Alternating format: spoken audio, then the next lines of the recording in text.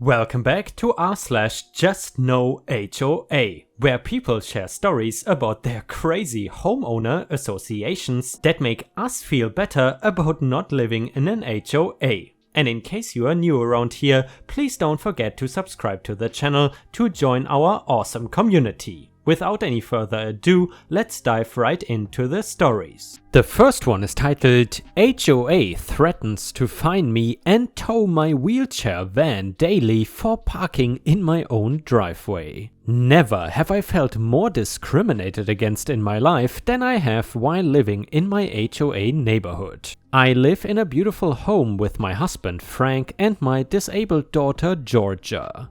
And by the way guys, I hope that is how you pronounce that name. Anyway, we have resided here for almost 10 years and have modified our house to fit our daughter's special needs. We have several wheelchair ramps and a large handicap accessible van that lives in the driveway. Like I mentioned, we have lived here for a decade with almost no issues except silly stuff like leaving the trash can out later than we are supposed to. However, in the last 6 months or so, there had been some changes to policies in the neighborhood's HOA. They had decided that they don't want any of the residents to park their vehicles in their driveway. When we first were informed of this change, I could not even believe that they would stoop to that level of pickiness. Originally, you couldn't park on the street overnight, which is fair, but not your own driveway? Come on. Anyways, my daughter's handicapped van has always stayed in the driveway. We do have a 2-car garage like the rest of the neighborhood, but with my husband's truck and the way that we have to get in and out of the van, it is impossible to keep it in the garage and get the liftgate down without hitting the other vehicle. On top of that, we also have a wheelchair ramp in the garage that takes up too much room, so we have always kept it in the driveway. Dozens of other homes in our neighborhood also parked their vehicles in their driveways, so we were certainly not the only family being affected by this silly new policy. I'm gonna be honest, I may have disregarded the first letter or two about the change in parking rules, mostly because I felt like it was just asinine to be so controlling about such a trivial thing. It didn't take too long before we started getting threats about fines from the HOA. These letters started coming in daily. But I continued to see others keeping their cars in their driveways too, and then one day we actually received a letter stating that our van in particular is an eyesore and devalues the neighborhood, especially because we live near the front. This felt like a personal attack. Other homeowners were still leaving their vehicles out, so why are they focusing our van specifically? Because it is big and ugly according to them. I didn't know what I should do next. We cannot remove the wheelchair ramp unless we want our daughter to have to go around the front of the house where there is another ramp, which by the way is much farther and less convenient than the garage. I took some advice from friends and decided to play nice at first. I sent an email trying to explain the situation with the van and the garage, hoping that they would see some sense or at least have kindness towards us. But nope. They did not care at all. As a matter of fact, the next letter had the first fine attached to it. They wanted $100 for leaving it out overnight for the last week. I had already spent enough money on their HOA BS and now they want more for parking on my own property. This meant that they would not see reason or have any kind of respect for my daughter's disability and our situation at home. I felt like it is just a common right to be able to park in your driveway and have a handicapped accessible van for your disabled family member.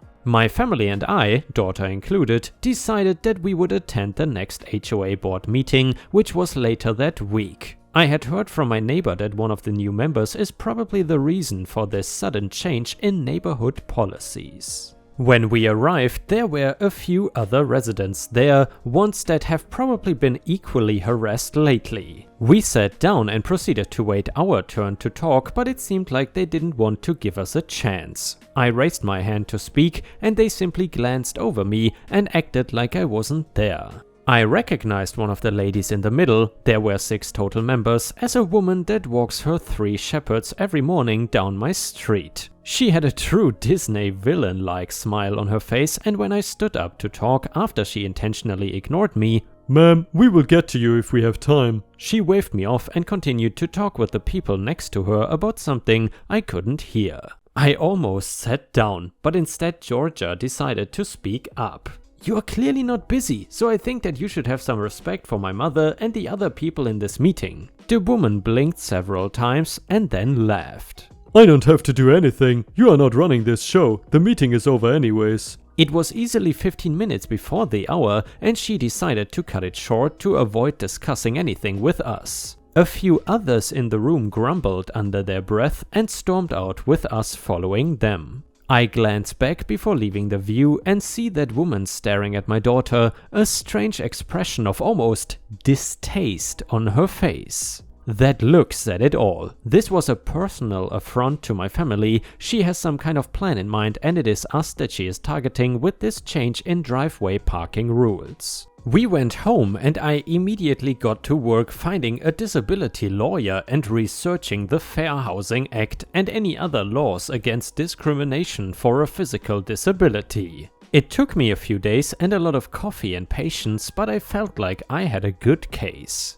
The lawyer I hired had done several cases for disability discrimination and was very confident as well. While our lawyer was doing his part and putting together information, he advised that I go around to my neighbors and try to gather signatures to dispute the change in parking and maybe even gather a petition for a change in board members. While I was not in favor of disbanding the HOA board entirely, I definitely wanted that new lady, let's call her Jan, and her henchman gone. My lovely neighbor Angie decided to help me, as it was a large neighborhood and somewhat of a tall order to go door to door and collect signatures. She took one half and I took the other. The thing that is a little difficult is not knowing which houses are the board members. I would obviously recognize them if they answered the door, but it didn't make it any less awkward.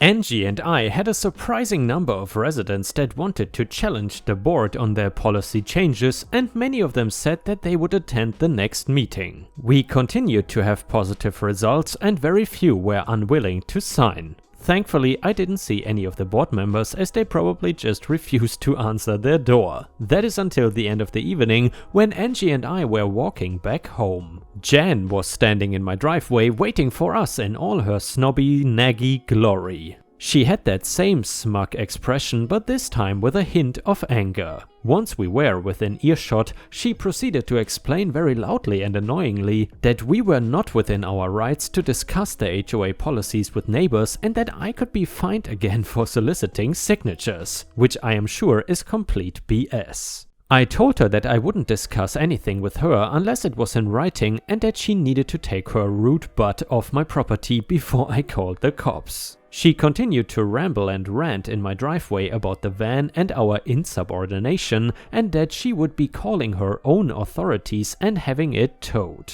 We ignored her, and Angie and I went inside and drank some wine for our troubles. The next morning I woke up as usual and went to take my daughter to school, where she attended a local university. When we went outside, we were shocked to find that there was no van. It had really been towed. There was a note taped to the front door stating that it was removed and how we could get it back, with another section stating that it will be towed daily if we continue to park it in the driveway.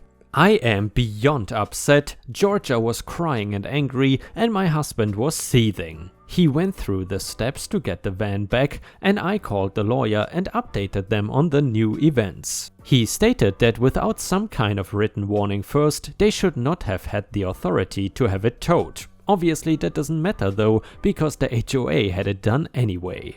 Our lawyer had found out that the board was up for review this month, meaning that if we had enough people to vote, that we could easily have them all removed or even disband that HOA. Me and several of the residents in the neighborhood got together the night before and decided that we were going to join forces to make a change for the better. They cannot tow my vehicle without warning and discriminate against my family and others for what we drive and my daughter's disability. We had to spend a lot of money to get the van back and also couldn't keep it at our house, so we took it to my father's. He was kind enough to drive it back and forth to take Georgia to school while we were dealing with this headache. Eventually the board meeting came and a shocking number of residents showed up. I mean, the room was packed. There was nowhere to sit. Jan's face was one of worry this time. She was clearly not expecting this kind of turnout. Our lawyer stood next to us, also a little surprised that we managed to put together this kind of crowd. He said he had never heard or seen so many people at an HOA meeting.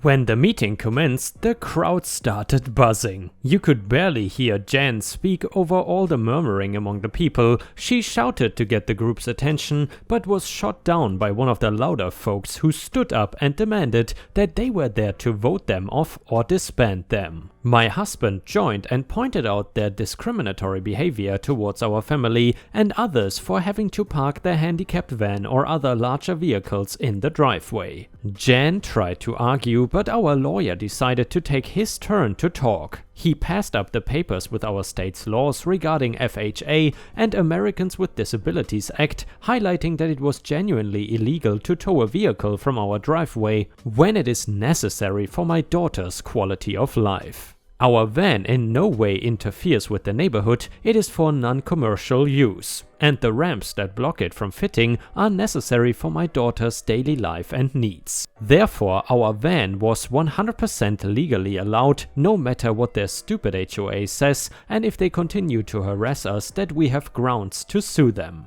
The room erupted with chatter as Jan and her board members stared at the paperwork. Many people were loudly saying that we should sue them anyway and that we needed people on the board that were going to be fair and caring about the neighborhood's residents and not have their own personal agendas. Needless to say, the large and angry crowd demanded a vote. Every current member had to leave the HOA board and several new and better members were appointed, including myself and Angie. It didn't take long for a few of the homes to go up for sale. We knew who they were.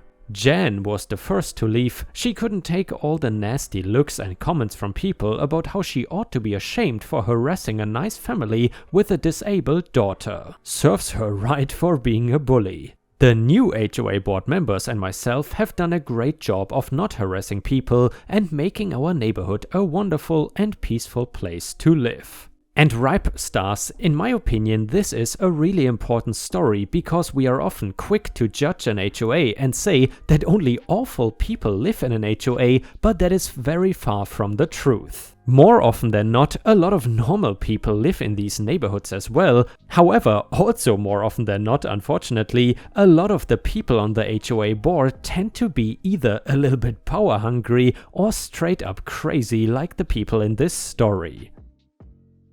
The next one is titled, "Hate to break it to you, but I speak Cantonese too." I am from Hong Kong, currently studying overseas in Australia. Naturally, I can speak Cantonese, however, due to my schooling, I also speak English fluently. By the way guys, to quickly interject, have any of you ever been to Hong Kong? I always wanted to go, and now I would have in principle actually the possibility because I live so close nearby. However, due to the pandemic, it is almost impossible right now to go to Hong Kong because you need to do a 21-day quarantine. Anyway, if you have ever been there, please let us know how it was. And by the way, I bet it was awesome. Anyway, to set the scene, I was in Hurstville 2 weeks ago looking for a few drinks from HK and a certain brand of instant noodles that I had craved for quite a while now. Side note, no offense to any Aussies reading this, but the brands that you would find at your friendly neighborhood Woolies and or Coles are really bad. Nissin Cup noodles for the win. After a bit of walking, I spot an Asian grocery store, and I dart in to take a look, quickly spotting the drinks I want. I gotta love VLT. I'm trying to figure out where to get the Tetra packs or bottles when a friend of mine calls me, and then I answer her call in English. Keep this in mind because it comes into play later. After a brief chat, I bid my friend farewell and hang up. I'm just about to resume browsing the shelves when I hear them. Two middle-aged women pointing out various store-goers and not so subtly casting aspersions on any part of them that did not meet their esoteric standards. Read pretty much everything. Now, if there's one stereotype that is true about most older Chinese women, it is that they are super judgmental and gossipy. They can and will comment on basically everything about you, your looks, behavior, appearance, mannerisms, the clothes you wear, just everything. They moved from target to target with an efficiency that would put Navy SEALs to shame, and soon I was on their metaphorical chopping block. For context, I am wearing a pair of hiking pants, a short-sleeved shirt and a nice pair of sneakers. Not exactly the pinnacle of fashion, but comfy, especially during this unusually warm spring day. While I have forgotten their specific phrasing, I do remember one of them talking about how I was dressed scruffily and the other promptly dismissing me as a good-for-nothing banana. For those of you who are not aware, banana is a rather derogatory term for an Asian person born/raised in a Western country, for example an Asian Australian. Specifically one who has lost touch with the cultural identity of his or her parents/grandparents/great-grandparents and ancestors. Or in other words, yellow on the outside but white on the inside. I must admit, they were being pretty clever about it. They spewed their insults in hushed tones while pretending to examine certain products, occasionally slipping into Mandarin to discuss the pricing of whatever they were holding. That, and they made sure to speak in Cantonese. Although Hurstville is home to quite a large Chinese community, most of them spoke Mandarin and not Cantonese. There was just one flaw though. Despite most of the Chinese community in Hurstville speaking Mandarin, there was still a sizable Cantonese-speaking population, and as I had mentioned above, I spoke Cantonese as well. Deciding against the Tetra Paks, I grabbed the yellow, vaguely dumbbell-shaped bottle of lemon-flavored heaven and then went up to the women, mustered my best Hong Konger accent and addressed them in Cantonese. "Excuse me ma'am, do you know where the cup noodles are? I'm not too familiar with the store's layout." Their conversation ground to a screeching halt. They looked at me with something vaguely akin to disbelief and then back at each other. Finally, after a few moments worth of shocked silence where they tried to figure out what the hell just happened while I savored every single second, one of them regained her bearings. "No, sorry I don't." "Oh, I'm really sorry for interrupting your conversation. I will just get the cup noodles later. Thank you for your help." And with that, I dashed off to the checkout, paid for my drink and got out of there. I never did get my cup noodles though. And guys, if you have watched until here and enjoy the stories about language elitists and HOA crazies, then please don't forget to like the video and maybe even post some star emojis in the comments if you want to support the channel. Thank you so much in advance, your help is very much appreciated. And ripe stars, with this we have reached the end of the video. However, if you still cannot get enough of my content, then I would highly suggest to check out my endless binge watch playlist, which will soon show up in the left corner of the screen. In addition, I would really appreciate it if you could not only subscribe to the channel but also turn on the bell notifications, which you can do by clicking on the little bell icon right next to the subscribe button. This will help my channel tremendously and this will make sure that you don't miss any of my videos. Furthermore, if you want to see additional ripe content that I don't post on YouTube, then I would suggest to head on over to patreon.com/ripeyoutube for more than 50 exclusive videos that you will not see anywhere else. Thank you so much for your amazing daily support and I hope to see you again tomorrow.